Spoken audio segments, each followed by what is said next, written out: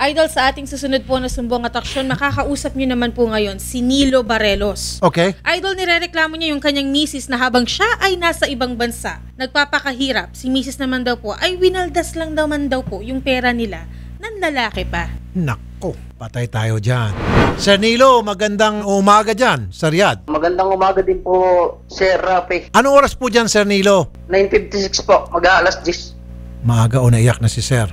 Talaga masama ang loob niya. Sige Sir, ikwento niyo po itong inyong reklamo kay Mrs. Sir. Ako po, Sir, ngayon hanggang ngayon, nag-iisip pa rin. Dahil po sa ginawa ng asawa ko sa aming mga anak. Ano pong ginawa ni Mrs. Sir Nilo? Hindi ko po alam, sabi po sa akin, nag-asawa na daw po siya ng iba. Oh. Bago pinakita pa po sa akin yung picture nila magkasama silang magkayak. Saan galing po yung picture na yon, Sir? Nakita ko po doon sa Facebook nilang ginawa. Mahalang-mahalang po sila doon. Mahal ang tawagan nila. Daddy po, daddy. Na kausap niyo na po si Mrs. tungkol dito, Sir Nilo? Hindi ko po nakakausap yung asawa ko kasi binalak na po ako sa Facebook. Kasi napagalitan ko nga po kung ginawa niyo. Kung nakakaawa po ko sa mga anak ko, iniwanan lang niyang bigla. Iniwanan lang po ng pera ng 200 piso. Sa akin namang senior citizen po. Nagpapakahirap po ako dito bago ganun na lang po malalaman ko. Napakasakit po sa akin. Matagal na po yun hanggang ngayon po iniisip ko pa. Anong trabaho niyo dyan, Sir Nilo? Assistant cook po. Gano'n na kayo katagal dyan, Sir? 1 year, 1 month na po. Yun yung mahirap eh. Nagtatrabaho ka, kumakahid kalabaw ka doon sa ibang bansa para sa iyong pamilya. And then mag-iisip ka yung sitwasyon ng pamilya mo sa Pilipinas at ang masaklap, si Mrs. iniwan na yung inyong anak at nanlalaki na. Ang sakit nun. Pinakamasakit sa lahat. Hindi naman po ako nagkukulang sa kanila ng padala. Nakakadalawang beses pa po sa isang buwan ako ng padala bago nagkaganon pa po sila. Magkano po pinapadala yung pera, Sir Nilo? Pag minsan po na 25,000 po. Ang laki. Pa po, pag minsan mahigit pa po. Ang laki. Buwan-buwan po yan. Baka na sobra ng padala, Sir. Kaya nakapag-isip na gumawa ng kalokohan. Na spoiled po ninyo. Pasensya na, Sir, ha? Spoiled na spoiled. Sir, naalaman ko lang po nung March. Sino na po itong lalaki? Kilala niyo po? Kilala ko po yung lalaki. Nakapost po dyan sa Facebook. Si Toto. Ay, Toto. Junjun pala. Junjun. Okay. Sino itong Junjun? Saan niya nakilala? Hindi ko po nakilala yan. Pinakilala lang po sana ng mga kapatid ko. Ay namumukhaan ko po. Hindi, pero saan nakilala ni Mrs.? Hindi ko po alam dyan sa dalawang yan kung saan po na magkakilala. Mrs. Barelos. Yes po, hello po. Ma'am, si Mr. umiiyak kanina pa. Sa Riyadh siya ngayon. Opo. At malungkot siya. Bakit nyo ginawa to sa kanya? Nanlalaki kayo at iniwan yung mga anak nyo?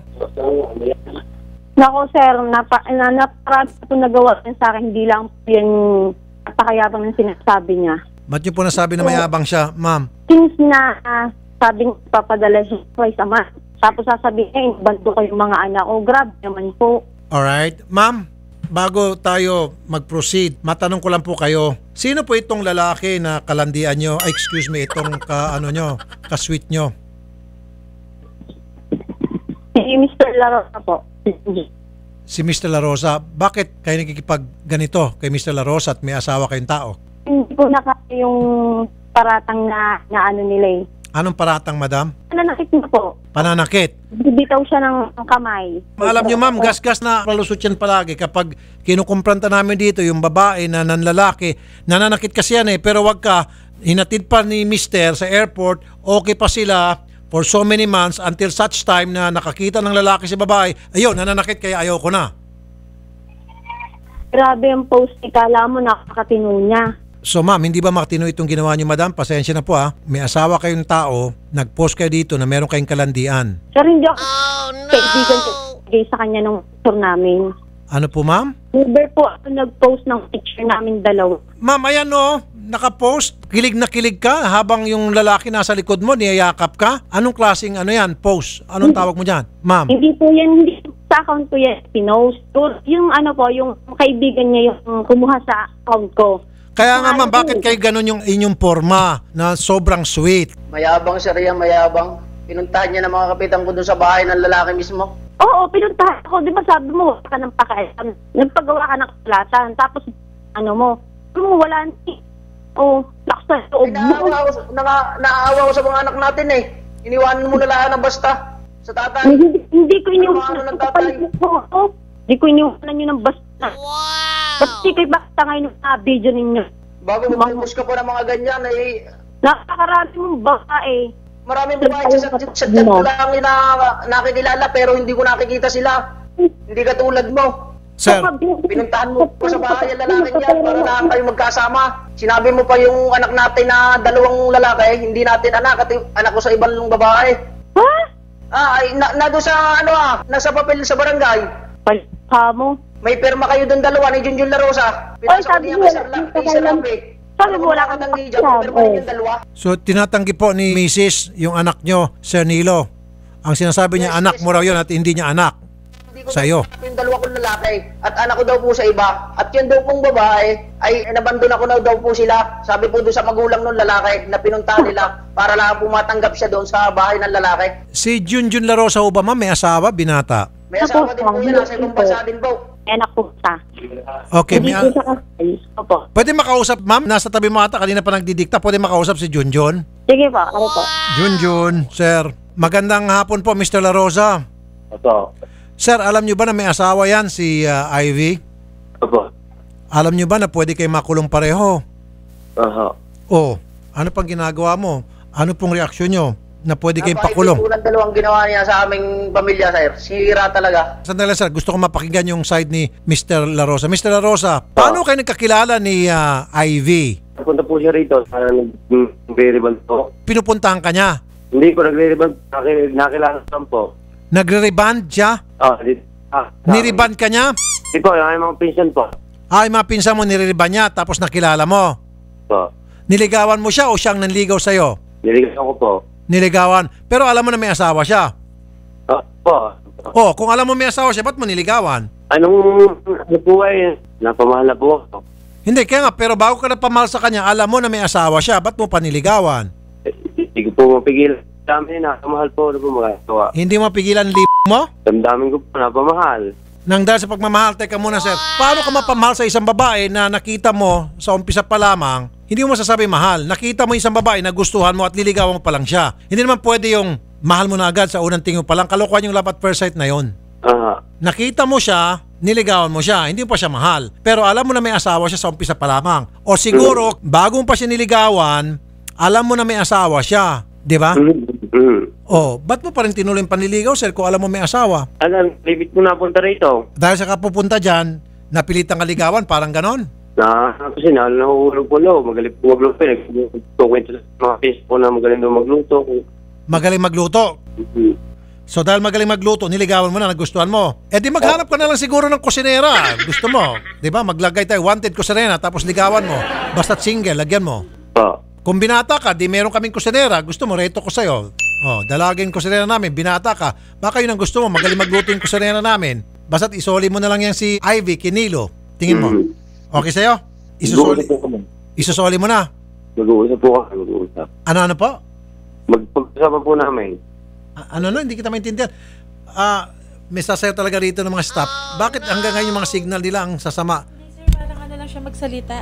Sir, kailan mo isusoli si Ivy, Kinilo? Mag-uusap po kami, dalawa. Okay. So, sir, nung makita mo siya na nag-reband dyan sa mga pinsan mo, nalaman mo na may asawa, tapos tinanong mo, magaling ka ba magluto? Nung sinabi niya, magaling ako magluto, o sige, ligawan na kita kasi gusto ko yung magaling magluto. Ganun ba nangyari? Hindi naman po. At sir, buntis na raw po si Ivy? Buntis daw po. Nako. Daw, parang hindi ka pa sigurado. Buntis po, sabi po, nagpa-check up po kami. So, anong plano niyo po, sir? Buntis na pala. Di, mag-uusap po kami namin. Mag-uusap po. Sir Nilo, Yes po, sir. buntis na raw si Mrs. Binuntis na po ni Junjun. Binuntis po ni Junjun. Pakukulong ko na lang po yung 2, sir. Pwede naman. Tulungan niyo po ako, sir. Ay, pwede. Sobra pa sa pwede. Pinaka-pwede sa lahat ng pwede. Junjun, paano yan? Gusto na po kayo ipakulong ni Sir Nilo. Kung magagawa, nagkaganito na po. Tatanggapin mo na lang, sir. Kung wala po kung malaking galit. Sir, kilala niyo po si Peryong at saka si Dagol? Kilala niyo po? Hindi po. Si Peryong at saka si Dagol, sir, nandun sila ngayon sa New Bilibid Prison. Ito po yung mga barako. At ginagawa nilang babae, yung mga salbahe. Tulad nito, nangangagaw ng misis, nang re-rape, yun ang bubugbog. Pagdating doon sa loob ng kulungan, bubuntisin ka nitong 2. Yun po yun. Hindi ako nagbibiro, sir. Meron talagang Dagol at Peryong doon sa mga kulungan. Opo. Sila Dagol, palagi nanonood sa atin para nakagano na sila Dagol. Ay, tingnan mo yung mga formang yan. Yan ang gusto ng mga Dagol. Saka Peryong, yun Ay nako, Dagol, Peryo, kung nanonood kayo. Ito na, magpiesta na kayo sa tingin. Malapit-lapit na. Ayan, pakita natin si Dagol. Sir, Pa, pwede ba makausap si Mrs.? pa. Opo, Aba. kawawa to talaga si Sir Nilo, naawa ko dito. Hello po. Ma'am Ivy, buntis ka pala, madam? Po. Nako, makukulong ka rito, ma'am. Pag itutuloy po ni Sir Nilo yung kaso laban po sa inyo. Ilang buwan na po yung iyong tiyan, Ma'am Ivy? 2 months po. 2 months. Alam mo ba, ma'am, na pwede ka makulong dahil dyan? Yes po, alam ko po. Handa ka na bang makulong? Yun po, ikakasayo niya, di haharapin ko po. Haharapin mo na lang kung ano yung kakaso niya sa'yo. Oo, nandini na po. Ang gusto ko sana marinig, sana patawarin niya ako, mag-uusap na lang kami. Hindi eh. Ang sa'yo pala parang okay na siya makulong. Huwag lang mag-sorry sa kanya. Opo, ando na po, kung hihingin ko po sa kanya, na hihingi ako ng tawad sa kanya, sa nagawa Wala na, ko nito. matagal na kita sinusuyo na umuwi sa mga bata. Hanggang ngayon, wala ka pa. Kaya ako'y rumating dito kay Sir. Napakatagal na panahon na sinusuyo kita. Hindi ka nakikinig sa akin. Hindi ka na naawa sa mga anak natin eh. Atty. Garrett, anong pwede maikaso dito kay Mrs. sa kasal sila ni Mr. Barelos? Nagpabuntis sa ibang lalaki, tapos yung anak iniwan, kasi si Mr. nasa abroad, tapos ito si Mrs. iniwan, inabandona yung kanyang mga anak at sumama sa ibang lalaki at nagpabuntis. Ano mang kaso? Unang-una, meron po tayong kaso for adultery dahil nga po sila ay kasal pero siya pa rin po ay nagkaroon ng relasyon or sexual relations sa isa pang lalaki. So pwede po siyang kasuhan ng adultery doon. Pangalawa po, at siguro yung mas malala dito ay yung pag-abandon niya ng bata. Itong abandonment ng bata ay pasok na pasok po sa child abuse. Dahil nagsusustento naman po ang kanilang tatay base po sa aking pagkarinig kanina sa kaso. At ang trabaho na lang ng nanay is alagaan sila, ang pang-araw-araw na pag-aalaga, siguro pagpapakain, paghatid sa eskwela, na hindi niya paginampanan. So sir, meron po tayong kaso dito ng child abuse against the mother, pati adultery po. So, dalawa ang kaso niya rito. Dalawa nga po sir, tama po. Ilang taong pagkakulong pag pinagsama itong dalawa? Nako, pag pinagsama po sir, siguro 4 na taon mula sa adultery, tapos mga 6 mula dun sa child abuse, so baka umabot tayo ng 10 taon sir. Si lalaki naman, anong pwede may kaso? Yung sa lalaki po na pumayag na siya ay makipagtalik sa kasal na babae, ay pasok rin po sa adultery sir. Parehas rin po sila ng penalty. Makukulong din si lalaki. Yes sir, adultery lang po yung sa lalaki. Yes sir. Si babae, adultery at saka child abuse. Child abuse, yes sir. Okay. Attorney Garrett, maraming salamat ha. Attorney No Garrett. problem sir. Sir Nilo, narinig mo po yung sinabi ni Attorney Garrett na dalawa ang kaso ni Mrs. at pwedeng siyang makulong hanggang 10 years. Ano pong reaksyon nyo, Sir Nilo? Sir, itutuloy ko na lang po. At kukuhanin ko po yung anak kong bunso sa kanya. Pwede po yun, sir. Mangyayari po yun. Lalo pa ito, matibay na ebidensya na nagbuntis siya, so hindi siya karapat-dapat na maging nanay ng inyong mga anak dahil hindi po suitable para sa isang bata, titira po sa isang marumi, masama, nakakasukang environment, which is etong si nanay nila merong kinakabit na ibang lalaki. So, ando na po tayo na yung baby po, natural mapupunta sa inyo yan. Isa pa, kahit na ilaban niya sa korte yan, pag nakulong si Mrs., matik mapupunta na naman sa iyo talaga. Mrs. Ivy, Yes po. mawawala na sa inyo yung baby nyo, yung anak nyo, makukulong pa kayo. Anong reaksyon nyo po, ma'am? Wala po akong masabi eh. Sir Nilo, ganitong gawin natin. Pumunta ka sa pinakamalapit na embahada dyan sa Riyadh. Kumuha po kayo ng special... Ang embahada po dito, sarado po sir eh. Sir, Kami po wala rin pong day off. okay, kami na po ang tutulong tatawag. Kami po ang gagawa ng coordination. Kumuha po kayo ng SPA, Special Power of Attorney. Yun po ay para ma-assign nyo po kung sinong kamag-anak gusto nyo mag-represent sa inyo dito na para ituloy yung kaso against dito sa dalawa. Okay, sir? Huwag nyo po ibababa ang telepono, sir. Tuturuan kayo ni Odette. Okay? Salamat po sa inyong time na binigay sa amin, Ma'am Ivy. Thank you po. At salamat sa inyo, Mr. John La Rosa. At Sir Nilo, eto sir, makinig kayo. Sir, magmamakaawa yan pag yung kaso ay gumugulong na. Huwag mo na pong patawarin, huwag nyo na pong balikan. Opo sir, ako po talagang masama ang loob ko po sa kanila, kaya po itutuloy ko na lang po. Opo, huwag nyo na pong balikan. Kung ako po, opinion ko yon. Pero hindi yan, ikaw pa rin masusunod. Ako po, makakapagbigay lang sa iyo ng gabay na para sa akin, hindi na po healthy na babalikan mo pa yan. Bakit kanyo? Kasi number 1, walang guarantee na hindi niya ulitin yon. Number 2, kung sakali man hindi niya inulit, darating pa rin yung time, pag tuwing mag-aaway kayo, mabubulat-lat itong ginawa niyang pagtatak sa inyong ulo. So hindi na ka talaga healthy. Pinakamaganda, hiwalay na lang kayo at pag-usapan na ng bata, which is mapupunta naman talaga sa iyo. At kapag nasa kulungan siya, Siguro once in a while, dalawin mo sa kulungan at pakita mo yung mga bata kung matanda ni mga bata. Okay, sir? Opo, sir. Salamat po, sir. Ingat po kayo dyan, Sir Nilo. God bless po. Sir, ano pong gagawin ko po doon sa ano? Gawa nang hindi po ako makalis ng trabaho, sir. Sir, tuturuan po namin kayo. Kung kinakailangan kami pong kukontak sa DFA, embahada dyan sa Polo, na para i-ready po yung SPA at pupunta ka na lang doon siguro isang araw, pipirma ka doon, ikaw dapat mag-receive ng SPA.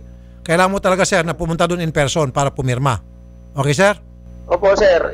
Sana nga po ako hihingi sa inyo ng tulong para po ako makauwi ng Pilipinas para pumayan nyo yung mga anak ko ng ayos. Gawa ng Ay, mas maganda, sir. Kasama po sa bahay. Mas maganda, sir. Pinakamaganda sa lahat na maganda. Wala nang gaganda pa. Bumalik na lang kayo dito para mas mapabilis yung proseso sa kaso, mabilis ang pagkakulong nitong dalawa. Okay, sir? Tutulungan kita paano makauwi rito. Gagawin ko lahat para makauwi agad ka rito. Okay, sir? Sige po, sir. Salamat po ng marami po, sir. Ayun, napabilis pa tayo. Hayaan mo na yung embahada. Papauwiin ka namin dito. Magandang hapon po, sir.